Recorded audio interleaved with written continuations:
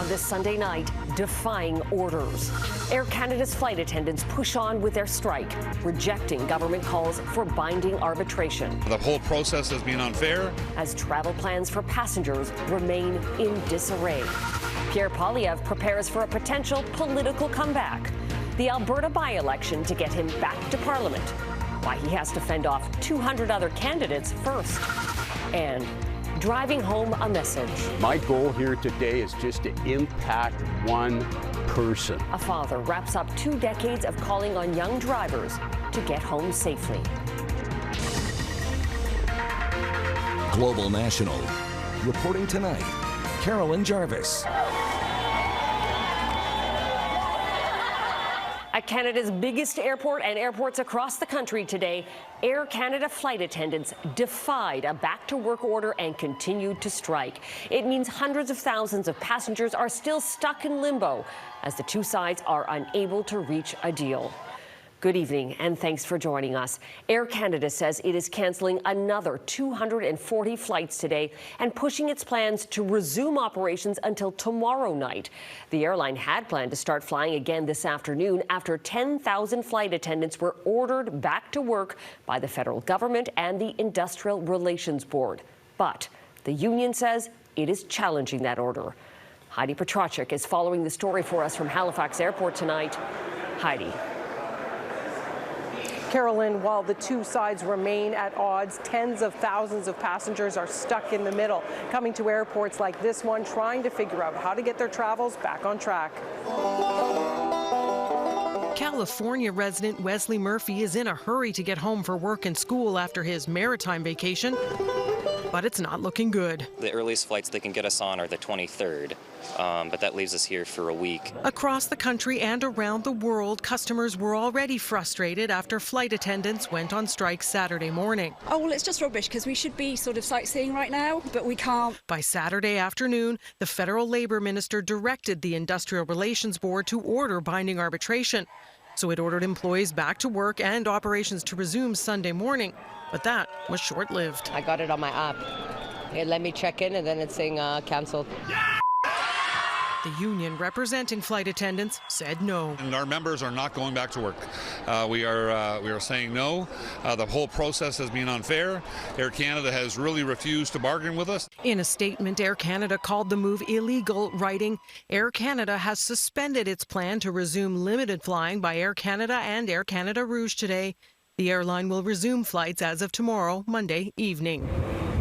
Although with the backlog of flights growing by the hundreds, the odds of passengers getting home soon are unlikely. The not knowing when we're getting home is really tough. Josh Tessier is paying for extra nights in a hotel in Cuba and blasting the airline for lack of communication. We just want information to what's going on, and I understand that they don't know what's going on, but it's to get nothing has been the most frustrating aspect. Federal regulations require the airline to rebook customers, but passengers say that's not happening. They are trying to create an alternate reality to passengers, saying, sorry, we have no available flights for you at all, and thereby shirk their obligation in the APPR to rebook passengers on competitor airlines.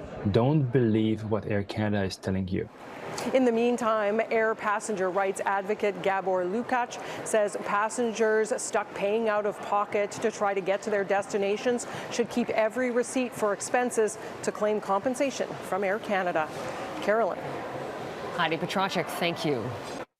John Graddick, a former Air Canada executive and current faculty lecturer in aviation management at McGill, joins me now with more on what may happen next. So, John, what do you make of the flight attendants' decision to defy this back-to-work order? It's called 99.7% membership support for a walkout for a strike. Given that support, they would like to bring an agreement that they've negotiated to the membership for the membership to vote on. And that's the major crux of the dispute as we see it today, that binding arbitration takes that opportunity away from the union. So then, John, does the minister or the Industrial Relations Board actually have any real power in forcing flight attendants into binding arbitration and their union? well, defying forcing. The minister has ordered the both parties to stand down on their actions, whether it's an Air Canada lockout or a strike by QP. That was done this morning by the CIRB, and they told the QP to get back to work by 2 p.m. Eastern. But they're not doing it. So what's the next play? Well, the union has now had to see the consequences of their decision. Air Canada has issued a press release about an hour ago saying their flights today, which they had planned to operate as of about 3:30 this afternoon, based on the CIRB's order to get the members back at 2, was going to start flying airplanes at 3:30. They have now issued a press release saying that all of today's flights have been canceled.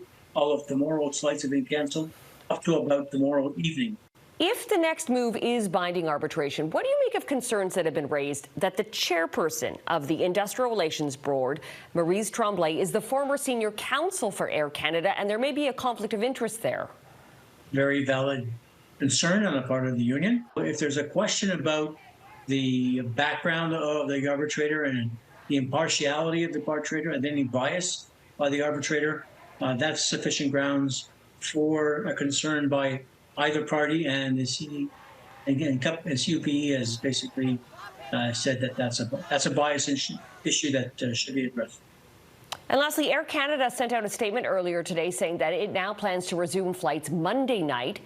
How can it do that if it doesn't have flight attendants? Can't resume operations. They're hoping somehow, some way that the minister or the CIRB can pull a rabbit out of the hat and get the union to go back to work. Air Canada doesn't seem to be interested in sitting down and negotiating, which is always their prerogative.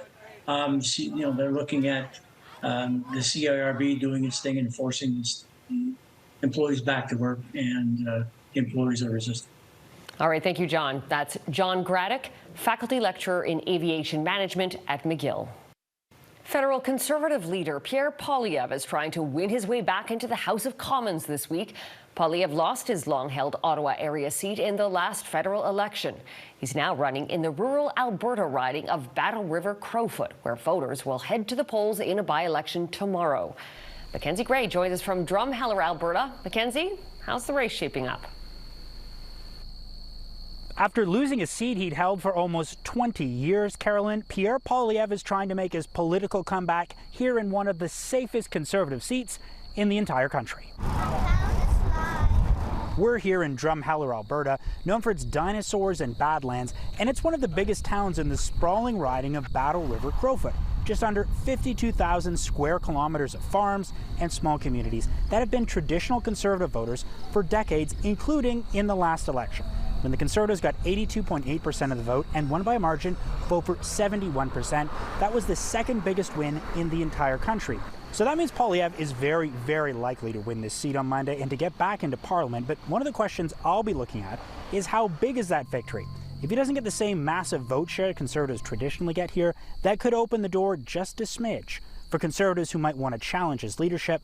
But Poilievre was dismissive of that concern when asked about it by Global News. We're going to continue to work hard through to Monday, and the people of Battle River Crowfoot are going to decide whether they want strong national leadership for the local issues that affect their lives.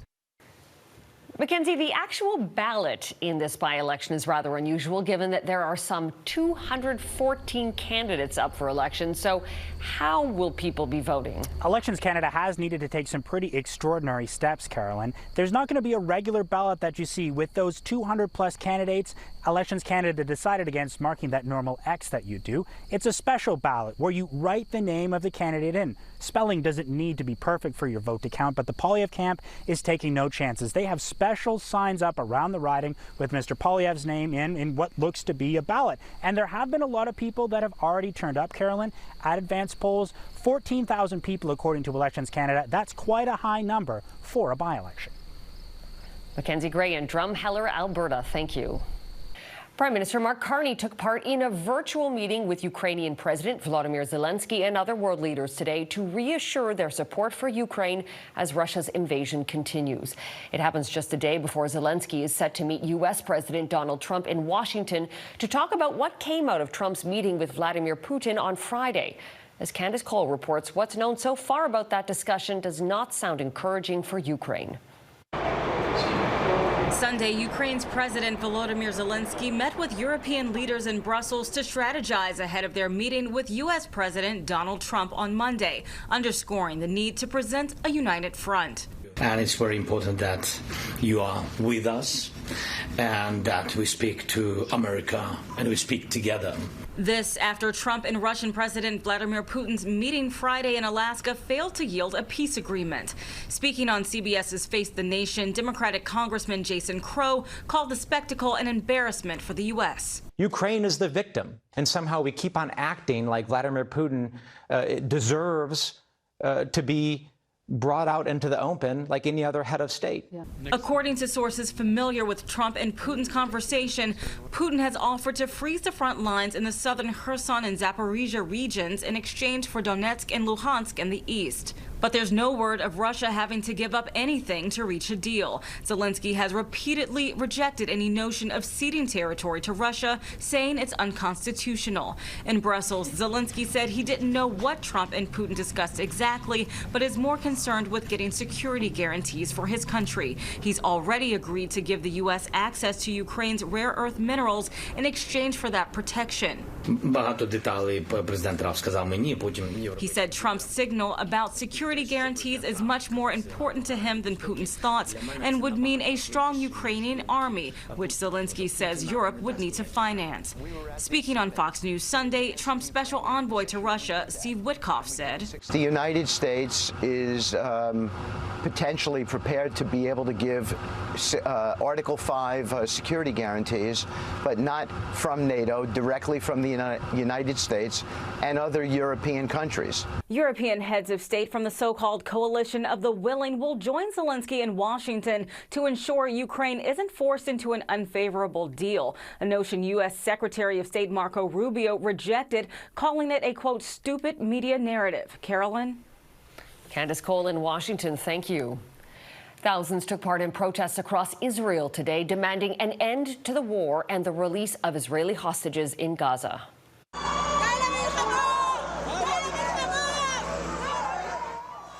Demonstrators scuffled with police while blocking highways. They're calling on the government to reach a ceasefire deal with Hamas. They're also condemning Prime Minister Benjamin Netanyahu's plan to expand the war and occupy Gaza City, despite warnings it could endanger 20 Israeli captives believed to be still alive.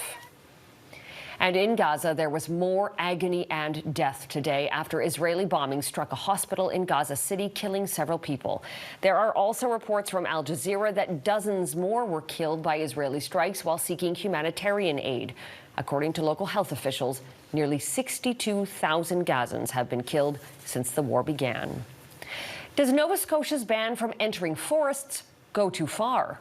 Coming up, how the province's wildfire fight is hurting some local businesses.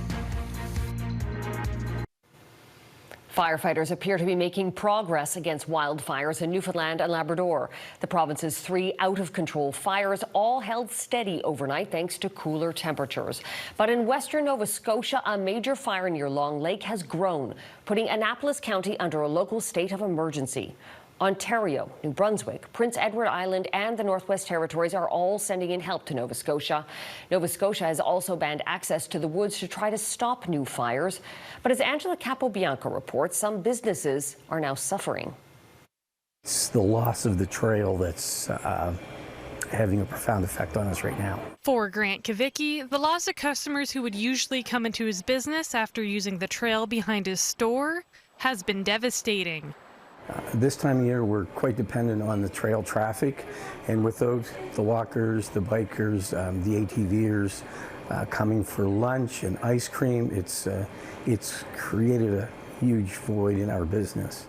On August 5th, Nova Scotia Premier Tim Houston announced a ban on entering the woods due to continuous hot and dry weather. The ban is expected to be in place until October 15th or until conditions improve. We can take steps while we are in the middle of trying to fight fires, or we can be proactive and try to prevent them. And we have chosen to be proactive and try to prevent fires. While Kavicki says he's still getting some customers coming into his grocery store, foot traffic into his cafe has effectively stopped. Just next door, the train station Bike and Bean is also feeling the brunt of the trail closure. Yeah, just slowing down on the trail. That business has been basically halted. Flynn adds he's getting less than half the foot traffic he usually would at this point in the season. And he's trying not to worry about if the ban continues deeper into October. I mean, it wouldn't be good for my business for sure. And I don't want to think about that because that's a long time. But we'll just take one day at a time and, we'll go to the end of August and we'll see how things go. While for Kavicki, he says if things don't improve soon, changes will have to be made to his business. Yeah, there's going to have to be some changes here in the very near future. Can't say exactly what yet. We're going to have to see how the weatherman treats us. Angela Capobianco, Global News, Upper Tantallon, Nova Scotia.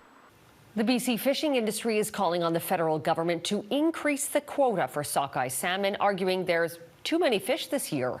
The Department of Fisheries and Oceans was expecting about 2.3 million sockeye to make the trek up the Fraser River, but the BC Seafood Alliance says that number is closer to 12 million. The industry says there's only a few days left to increase the catch before it's too late. There's such a thing as over-spawning, over-escapement, we call it. And that is that if you put too many fish up the river, they don't spawn. They just rot on the banks, essentially. It's unclear why this year's run is so large. Last year, there were only about 500,000 sockeye. Ahead, Spain struggles to contain wildfires during an extraordinary heat wave. Spain is deploying another 500 soldiers to battle wildfires raging across the country.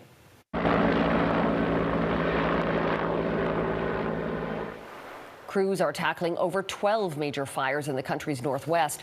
Temperatures were close to 45 degrees in some areas today.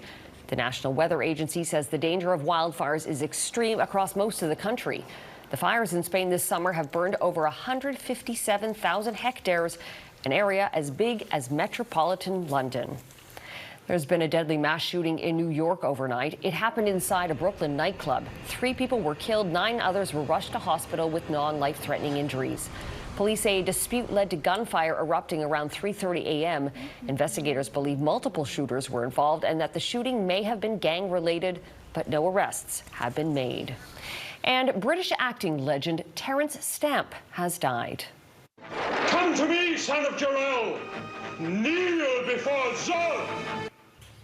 Stamp's role as General Zod in the original Superman films may have been his most iconic performance, but was only one in a career spanning 60 years. Stamp was 87 years old.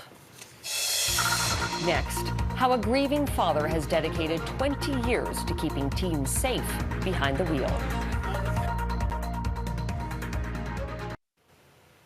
For 22 years, Greg Drew from BC has been speaking with young people across the country about the need to drive safely and responsibly. He lost his son Jake to a crash and, incredibly, turned his grief into action. Now, after speaking with thousands of drivers and hundreds of talks over the years, he's doing it one last time. Paul Johnson reports. My goal here today is just to impact one person. Coming down to look at the crumpled wreck of a sports car. A group of teenagers and their parents are hearing a well-rehearsed routine. Jay didn't listen to me. Why? Because I was his dad. Greg Drew's unique brand of tough love road safety philosophy was inspired by his own family's tragedy. His son Jay died after he crashed that Eagle Talon in 2003. Every dollar he made delivering pizzas he put into his car to make it go faster. Greg says his son had a penchant for speed, and after his death, he channeled his grief into a traveling presentation to discourage other teens from the same behavior. He says he knew his method was effective in his first outing when he watched a boy faint.